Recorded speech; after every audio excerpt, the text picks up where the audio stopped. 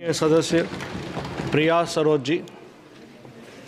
Honorable Speaker sir, thank you so much for giving me this opportunity. कोशिश कर हल निकलेगा, आज नहीं तो कल निकलेगा, अर्जुन के तीर साथ साथ मरुस्थल से भी जल निकलेगा। ये कविता ने मुझे हमेशा कड़ी मेहनत करने के लिए प्रेरित किया है। एक युवा को हमेशा यही सिखाया जाता है कि हम सचमुच प्रयास करेंगे तो हम कुछ भी कर सकते हैं। एक युवा के नेता के तौर पर युवाओं के मुद्दा मेरे लिए हमेशा सर्वोपरि हैं। आज मैं एजुकेशन सिस्टम और नीट जैसे इम्पॉर्टेंट एग्ज़ाम के पेपर लीक की गंभीर समस्याओं पर चर्चा करने के लिए खड़ी हूँ। ये मुद्दे हमारे युवा और भविष्य के लिए अत्यंत महत्वपूर्ण हैं और इन पर तत्काल ध्यान देने की आवश्यकता है। सर, भारत भाग्यशाली है कि देश की कुल जनसंख्या में 60% से अधिक युवा हैं और इनमें से अधिकतर छात्र हैं। ये युवा देश के विकास कार्यों के लिए बहुत कुछ कर सकते हैं।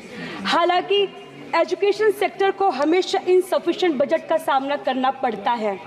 सरकारी वादे भले ही बहुत बड़े होते हैं, लेकिन वास्तविकता में मैं इन वादों को पूरा करते हुए नहीं देख रही हूँ। इसका सीधा असर सरकारी स्कूलों और कॉलेज की व्यवस्थाओं पर पड़ता है, खासकर ग्रामीण क्षेत्रों में।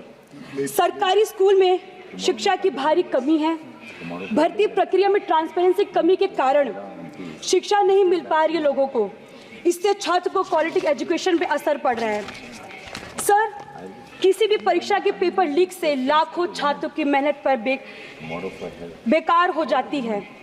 मेरे प्रदेश उत्तर प्रदेश के पुलिस कांस्टेबल परीक्षा 2024 और UPPSC RO ARO paper leak जैसे उदाहरण दिखाते हैं कि एग्जामिनेशन सिस्टम में गंभीर खामियां हैं। Sir, in this digital age where the world is moving towards technology advancement, our school lack basic technology facilities. The situation is particularly bad in rural areas. It is imperative to connect students with modern technology so they can compete globally. Sir, the repeated incidents of paper leak weaken the trust of students and parents in the government and the education system. Such incidents indicate the serious flaws in our examination system, which need immediate rectification. The National Testing Agencies has faced significant criticisms for delay in the conducting exams, which has serious implications for students. These delays means that students are experiencing delayed admissions in their college, which resulted in shortened semesters, impacting their academic progress, leading to a situation where 2-year postgraduate degrees are effectively taking 1.5 years to complete.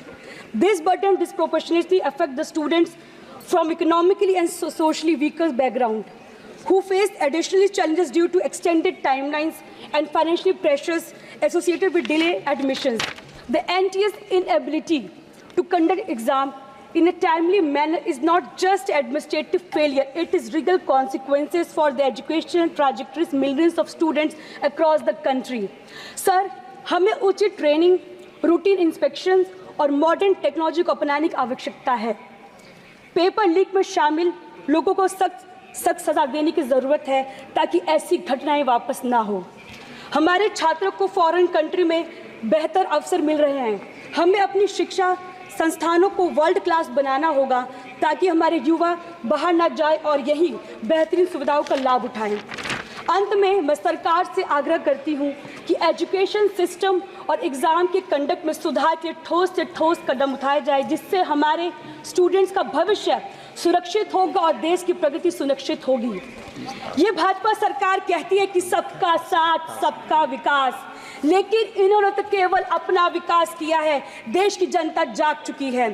PDA के मान सम्मान में कि डकैती की रक्षा केवल India गठबंधन कर सकती है। यदि ये सरकार चाहती है कि सबका साथ सबका विकास का नारा पूरा हो तो जातीय जनगणना करा के सबको हिस्सेदारी दे। धन्यवाद।